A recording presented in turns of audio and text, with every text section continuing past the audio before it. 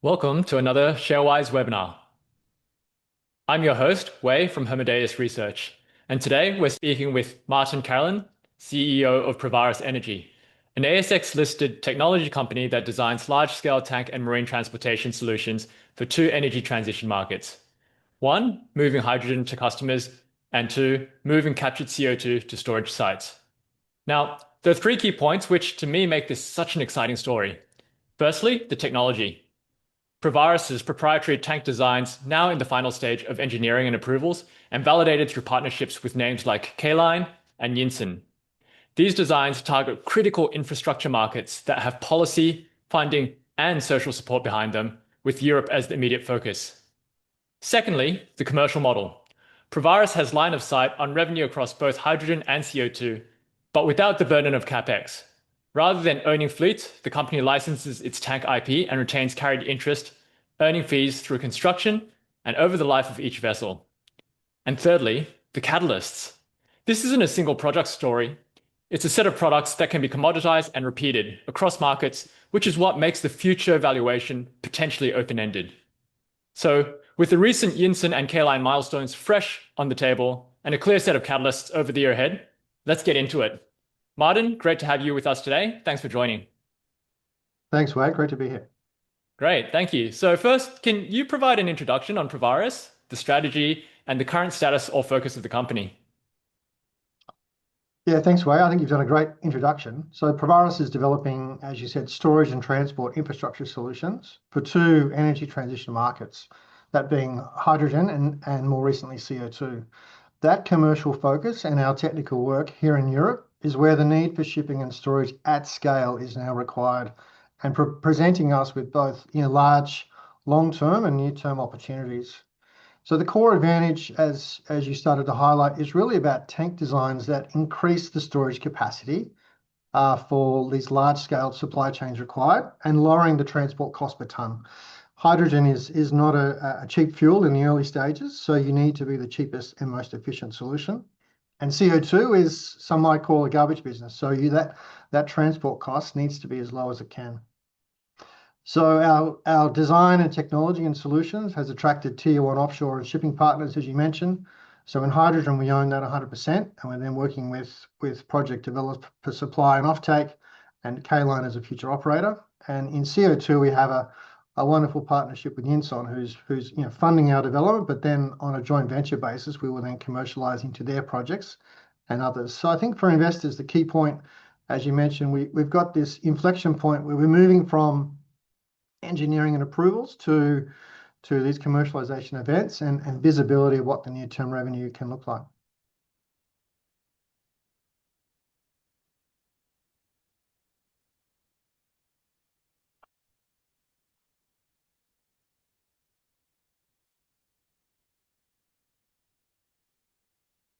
Boy, I think you're on mute. Sorry about that. I was saying, if you could please explain why the focus is on Europe at this point in time and the role for both hydrogen and as well as CO2 in the plans for industrial decarbonisation. And also, how does that differ to the local Australian markets or other regional markets? Yeah, I mean, we started out in Australia looking at supply chains from Northern Australia up to Asia. But the reality is you need to go and commercialise where the market is strongest and you've got the best chance of success. And that's Europe. You mentioned policy support, social mandates, and now we're seeing the investment in infrastructure in countries like Germany, where they're building pipelines, port infrastructure, similarly for CO2. So you have to be in an area. The other key benefit from our solution is the shorter shipping distance. Again, we focus on cost. So regional solutions is where the markets start and then they move out globally. I mean, as an example, shipping hydrogen or even CO2, either way within Europe, it's a 2 or 3 day journey. If you were to move hydrogen or clean fuels from the Pilbara to Europe, for example, or Germany, that's 30 to 40 days. So the distance is what's key, as well as the efficiency of our solution. So investment in infrastructure, we're now seeing legislation with quotas and penalties to apply, and that's now creating a market where there is a supply deficit going into the 2030s. So now is the time to be ready and available, and I think that the the attraction that we've had and the validation through the likes of Uniper and others, showing that our solution is relevant for the emerging market. And can you just elaborate a bit on that in terms of what is driving the supply deficit and where's all the demand coming from? Yeah, one example is Germany is the clear leader, which is set as a framework by the European Commission. So last month they implemented legislation which is enforcing the use of hydrogen quotas and other green fuels in the transport sector. That's created immediate supply requirements, and the local domestic supply is not sufficient to meet that demand, nor is it an attractive price point. So if you can produce hydrogen in the likes of Norway here at a lower cost with a cheap shipping element to it, you can be half the cost of what the domestic product would be. So that's the incentive plus the fines and regulations taking place. In Europe, CO2 has been established for some time. Norway itself has taken the lead role in terms of being the proponent for offshore injection. So you've already got the establishment of these supply chains at small scale for industrial applications. So now that needs to grow. So again, Norway, fortuitously for us, is where that market is beginning. Great. And so how should we think about the H2 versus the CO2 opportunities in both terms of timing as well as the market opportunity? Yeah, both equally are large markets for Provaris. We've been pursuing hydrogen over the last 4 or 5 years and CO2 in the last 2 years. Both of them are now culminating into the same inflection point. And so the technical completion will be led and followed by partner-led investment decisions. I think that's key, and we'll talk about that later. So hydrogen has probably the biggest longer-term opportunity where scale is growing. Your market's growing from 1 to 10 million tonnes, but it's at an early stage. The shipping model that is aimed for regional supply chains has been well accepted, and the attraction of Carolan, not only in Europe where they operate fleets, but they look at this as an Asian opportunity as well.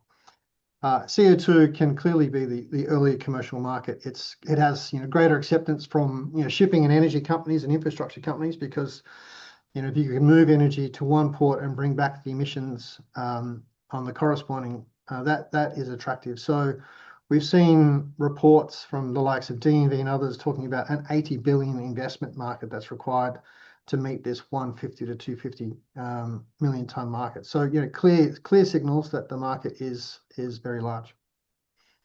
Wow, they both sound like very exciting opportunities. Either one that you get more excited about? Well, we've been, as I mentioned, H2 has been pursued for some time. We see that as the partners that can connect the full supply chain.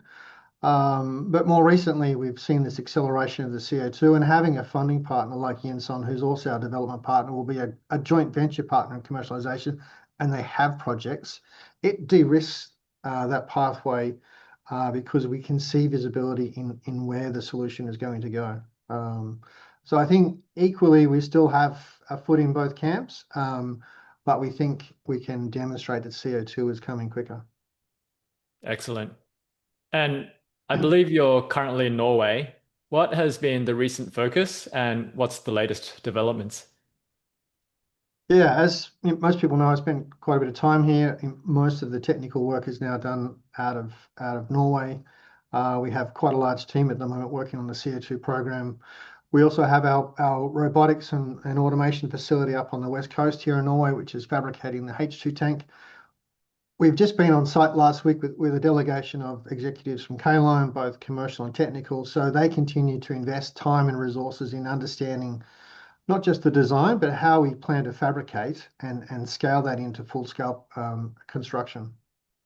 So that's been important, and that's focused on both H2 and the CO2. So we're now getting ready also, I think this week, material arrives for the CO2 testing program, so that'll kick off before the summer here. So lots happening from a technical perspective, but clearly all of our commercial partners are located here as well. Right. And you had two material announcements in the last few weeks of May. So one of them was with Yinson expanding the commercialization on CO2, and the other being with Carolan cooperation on the Norway hydrogen supply chain. Can you talk us through the details of each and why are they important for Provaris? Yeah, so the first one with CO2 and Yinson, I mean, the concept selection of our tank across the supply chain is critical to show the breadth and expansion of the market opportunity which you've discussed. When we started this process with Yinson last year, we were defining a tank for what is called their floating storage and injection unit. That's the floating storage and injection of CO2. They've now seen the confidence of that solution and not only the technical benefits, but the economic benefits. So Mm, they and their partners have been through a selection process of alternatives, and they're now looking to roll that out to shipping carriers of CO2 and then also the terminal solution. So that would be a number of maritime assets now moving forward in a single project predicated on the Provaris tank. So we still need to complete this pathway of FEED and approvals, but it's demonstrating that the selection and our approach is critical to bringing the cost of transport down. right. And on Carolan, well, it's important to align the supply chain partners. So we've had Norwegian Hydrogen from a supply perspective. We've had Uniper visible on the term sheet for offtake. Carolan we've been working with around shipping, so they've now committed to supporting that supply chain, and we are looking at others. So I think it's important that as these projects move towards investment decision, the right asset owners and partners are in place as early as possible. So it's demonstrating Carolan's commitment here in Norway. Mm. And I guess with all of these commitments coming through, then it does reduce the execution risk for yourselves going forward. Yeah, for small companies, credible partners are important. Partners that have balance sheet capacity, a strong history of experience, and a strategy and alignment with what you're doing. So I think it's very important. Yeah, excellent. And are there any implications for the total addressable market opportunity from these new announcements? Yeah, I mean, CO2, we believe in this tank has applications across storage, injection, shipping, at both large scale, low pressure, and also we've seen indications that the tank has applications for medium pressure, which are smaller applications. Yeah, we've been approached since our announcement on looking at different capacity designs of tanks over time, but we are focusing on the single large scale tank at this point. So as I mentioned before, there's significant investment in the sector, not just here in Europe, but also in Asia. We've seen the likes of Santos recently announce in their growth pillars, CCS is one of their elements. And so if you look at their recent presentation, they have a similar 10 million ton offshore injection project in the Timor. So we're seeing Asia will be a large market, Europe will be a large market, and I guess the US has the benefit of its onshore injection. So that's not one of the key areas. Hydrogen is a global opportunity. It's clearly starting here in Europe. Carolan don't just see this as a niche operation in Europe. They see this as opportunities for Asia. And at some point, as the market expands, we will see further opportunities outside of the Nordics here where we've been focusing on. Mm, mm. One question on just the financing model. Provaris is going down an asset light model. So how should we think about the capex outlook for the company? And this kind of ties into another question which has come through online, which is whether Provaris is paying dividends at this point in time, or the focus is really just on the capital growth. Yeah, so the license model is important because we made this clear strategy a year ago where we're not going to be the owners of these assets. To think that a small company is going to raise hundreds for assets where we have no operating experience is just not reality. There's a proven model in the industry for LNG containment tanks and other systems. This is a successful model where the license of containment tanks for vessel solutions incurs license fees at the asset level. So we really followed that path, and we haven't been told that this is not going to work. So one that removes the capital overhang or the capex overhang for small companies, and what it does is the revenue starts at construction. So the license fees kick in during construction, and in the H2 we also hope to have a carried interest in some of these vessels which earn revenue over time. In terms of, are we paying dividends now? No, that's not the case. But I think that's the attractive model. If we can maintain our role here with ownership in two markets, which are coming together at a similar time frame, licensed businesses have high profitability, and clearly, if we're not investing in assets, we should return that earnings to shareholders, of which the board is major holders. Yeah, no, it makes a lot of sense. I think right now you're definitely more in a growth phase rather than in a return phase. Yep. You touched on it briefly, but can you just expand on what the revenue model is for these, I guess, your clients once they sign? Is it a one-off or a recurring or a per tank, or how should we think about it? Yeah, the model is stated such that, well, in hydrogen, we own the design of the vessel. So we're licensing the design of the ship and its tank together. The license package also comes with how you fabricate. So, the strength around the IP and the technology, if you will, is also the fabrication method. So if a shipping project moves to investment decision, it will then order vessels. At that point, that's when the license is assigned, and the ship builder will pay the license fee on the capital costs of that ship. Hmm. So we've made a conceptual example for hydrogen where it's quite clear to us. So the fees for license for a single project here in Norway, where there's two ships and a barge, are in the order of 15 to 16 million US. And a similar number that we can earn out of the carried interest in these vessels as they're contracted over long-term charter deals. So conceivably, in a single project, we're in the order of 30 to 35 million US, which is approaching a 50 million Australian revenue opportunity. So that's one project. We haven't been specific as yet on CO2. Obviously, we're in a partnership moving to a joint venture with Yinson. The ownership of that tank IP is owned 50-50, but it would be a similar principle. So the tank is going into the vessel, and the vessel should then have a capex component. Broadly speaking, the complexity of storage and injection offshore and some of these vessels are more complex. So we're dealing with probably a higher capex model where we have exposure to. But we should think about similar rates of license fees within the CO2 business as well. Excellent. So either one of those, really, it's a multiple of our market cap today. Yeah, no, that makes a lot of sense.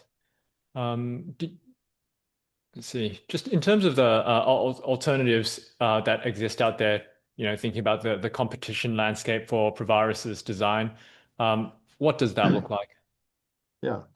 So specifically with tanks, as you increase in size, you need to increase the wall thickness or the material thickness. And so there are regulations and availability of material which has restrictions. So the reason why we've increased the capacity of the tanks is through our proprietary design of how the tank is structured and then fabricated. So that's the technical advantage that we have. So we're moving away from conventional tank building. In terms of hydrogen, the competitors are really the other carriers, such as ammonia, for example, or a liquid hydrogen. We've seen a lot of talk over the last 2 or 3 years about ammonia carriers, but the disadvantage of that process, while it has a higher carriage factor, it costs a lot more to convert hydrogen to ammonia than convert it back. So what we do is remove all of the conversion factors, and therefore we deliver more hydrogen at a lower cost in this regional market. So it's all about the delivered cost of hydrogen, not how much is it to ship ammonia. So I think that's the differentiating point.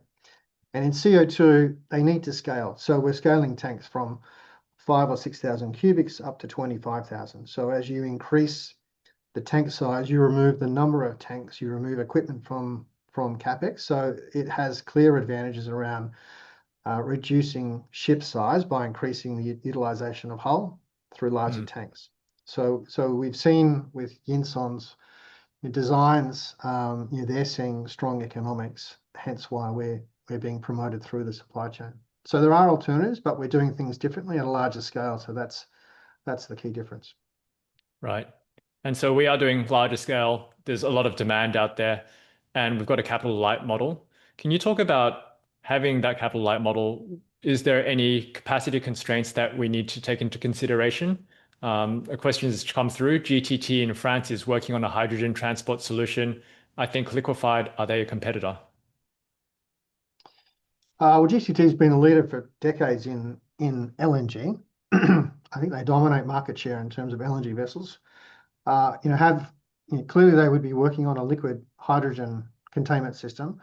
I think the key challenge for liquid is one, it's the capex and complexity of liquefying hydrogen down to minus 260, and then there's the boil off factor. So they need to have a lot of work done on how to control the boil off. We don't have any boil off, so that would be the example there. I think the main constraint will be, how do you fabricate the number of tanks to service the vessels that we see in the market. So to that end, we've been working with a Chinese fabricator on initially CO2, on how to design and then price up a full-scale production facility which would produce 8 to 10 or 12 tanks a year.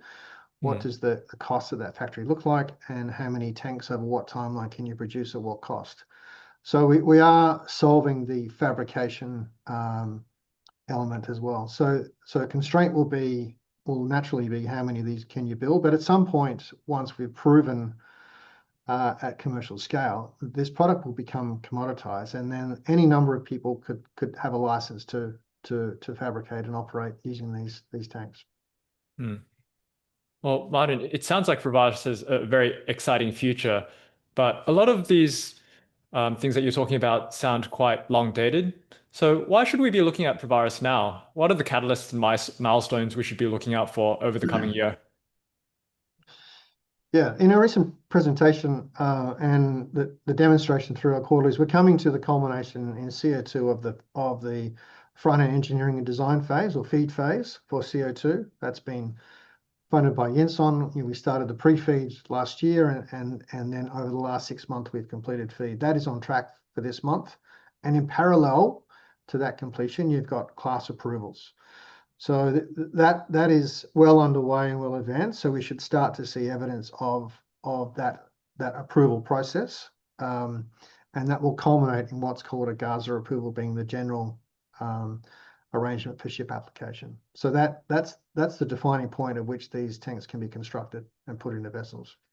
So Yinson are advancing their own FEED around the vessel designs. I think collectively they need to be FID ready towards the end of the year.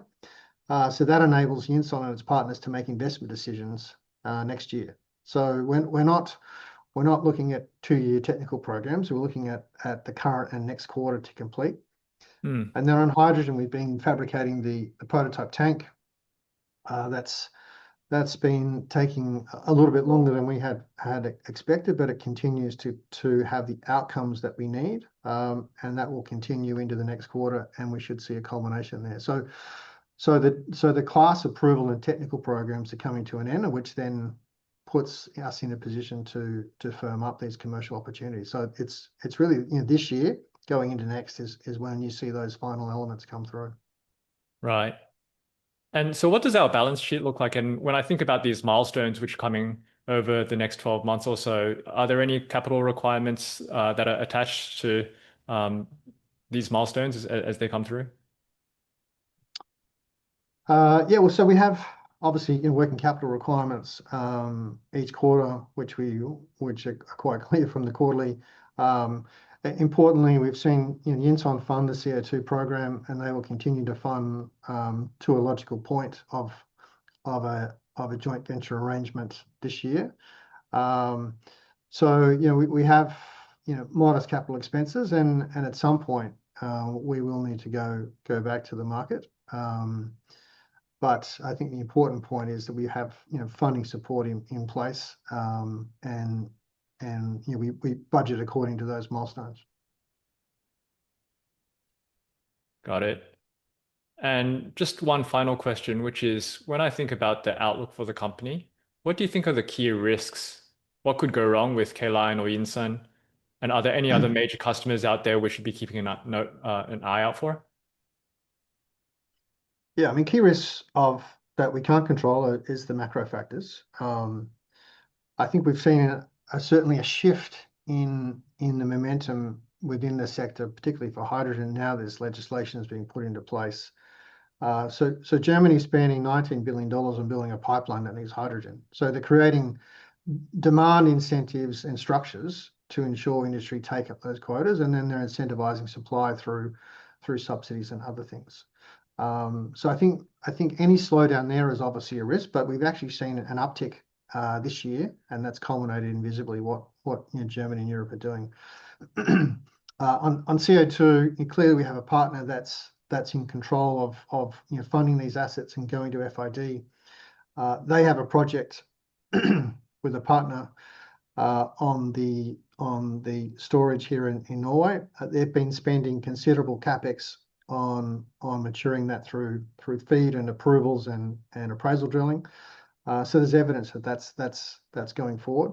And we do have other opportunities that we're working through, which we haven't announced yet, both on hydrogen and then also in CO2. So ideally, we would like to see more opportunities which provide the breadth of commercial opportunities, but we're trying just to focus on what's in hand right now. Excellent. I know I said that was the last question, but one's just come through, so I hope you don't mind me asking, which Sure. is just in terms of the debt profile of the company, if you could give us an idea as to if you have any debt, and if so, how long it would take to pay. There's no debt in the company today. Okay, too easy. All right, well, I guess we'll wrap it up there. Thank you, Martin. That was a very short but punchy and very informative call, so I really appreciate the time. Thanks, Wayne, and thanks to Sharewise for their support. Cheers. Thanks, everyone. Bye.